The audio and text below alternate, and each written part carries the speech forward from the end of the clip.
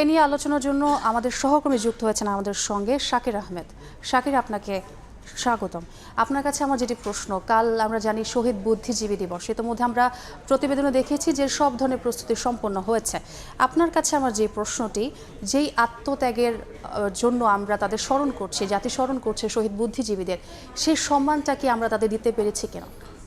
আপনি ঠিকই বলেছেন, আমাদের জাতীয় জীবনে একটি গুরুত্বপূর্ণ দিন। বিশেষত আমরা যদি বলতে যাই, আমাদের বাংলাদেশ গড়ার পেছনে যে কারিগর ছিলেন তারাই কিন্তু শহীদ বুদ্ধিজীবী, এবং তারা কিন্তু আমাদের জাতিসত্তার বিকাশ থেকে শুরু করে নতুন বাংলাদেশ কিভাবে গঠিত হবে সেটি কিন্তু ৭১-এর আগে থেকেই সেই পথটি তারা আমাদেরকে দেখিয়েছেন।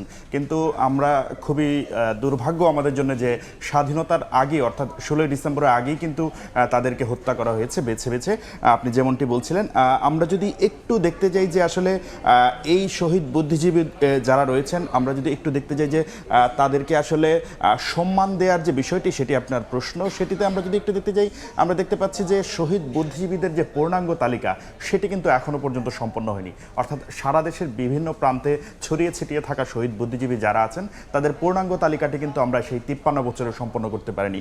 আরেকটি বড় বিষয় যেটি আমরা দেখতে পাচ্ছি যে মফস্বল লেভেলের যারা বুদ্ধিজীবী ছিলেন, অর্থাৎ এই আমরা যদি বলি ঢাকা বা বিভাগীয় শহর বা আলোচিত যে শহরগুলো, জেলা পর্যায়গুলো, সেগুলোর বাইরে প্রত্যন্ত অঞ্চলে যারা মুক্তিযুদ্ধকে বুদ্ধি দিয়ে সহায়তা করেছেন, সেই প্রান্তিক লেভেলের বুদ্ধিজীবীরা কিন্তু এখনো পর্যন্ত উপেক্ষিত, তারা আলোচনায় আসছেন না।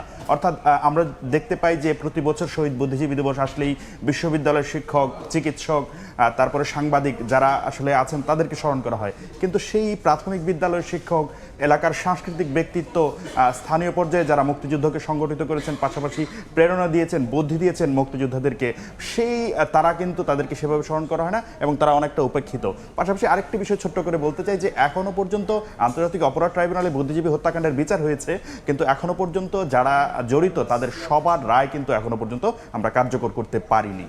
শাকির, আরও একটি বিষয় জানাবেন, একটু সংক্ষিপ্তভাবে জানতে চাচ্ছি, কালকে কি কি কর্মসূচি হওয়ার কথা রয়েছে? আপনি আপনার যে রিপোর্টটি সেটিতেই কিন্তু আমরা দেখতে পেয়েছি যে আসলে এই বুদ্ধিজীবী দিবস উপলক্ষে বেশ কিছু কর্মসূচি নিয়েছে। সেটি যদি আমরা একটু ছোট্ট করে দেখতে যাই, যে রাষ্ট্রীয় আচার অনুযায়ী রাষ্ট্রপতি অর্থাৎ মোহাম্মদ শাহাবুদ্দিন তিনি কিন্তু শ্রদ্ধা নিবেদন করবেন। পাশাপাশি আমরা দেখতে পেয়েছি যে যেহেতু এটি অন্তর্বর্তী সরকার, সেক্ষেত্রে প্রধান উপদেষ্টারও একটি শ্রদ্ধা নিবেদনের বিষয় আছে।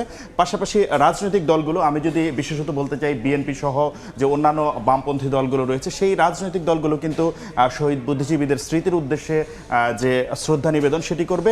পাশাপাশি সর্বসাধারণ এবং বিভিন্ন সামাজিক সাংস্কৃতিক সংগঠন তারাও কিন্তু শ্রদ্ধা নিবেদন করবে। সেটি শহীদ বুদ্ধিজীবীদের স্মৃতির উদ্দেশ্যের পাশাপাশি আলোচনা সভা অনুষ্ঠিত হবে। এবং আমরা দেখতে পেয়েছি যে ইতোমধ্যেই কিন্তু সন্ধ্যার পর থেকেই তাদেরকে সম্মান জানানোর জন্য দেশের বিভিন্ন স্থানে যে বধ্যভূমিগুলো রয়েছে সেগুলোতে মোমবাতি প্রজ্বলন থেকে শুরু করে নানা ধরনের কর্মসূচি হাতে নেওয়া হয়েছে। বিশেষত আমি যদি বলতে চাই, ঢাকা বিশ্ববিদ্যালয়েও কিন্তু ঢাকা বিশ্ববিদ্যালয়ে যারা শিক্ষক ১৯৭১ সালে ১৪ ডিসেম্বর সেই হত্যাকাণ্ডের শিকার হয়েছেন, তাদের স্মরণেও কিন্তু বিশ্ববিদ্যালয় কর্মসূচি নিয়েছে। এবং সারা দেশেই কিন্তু সেই কর্মসূচি, যেটি শহীদ বুদ্ধিজীবীদেরকে স্মরণ করার জন্য, সেটি কিন্তু চলমান আছে, চলছে।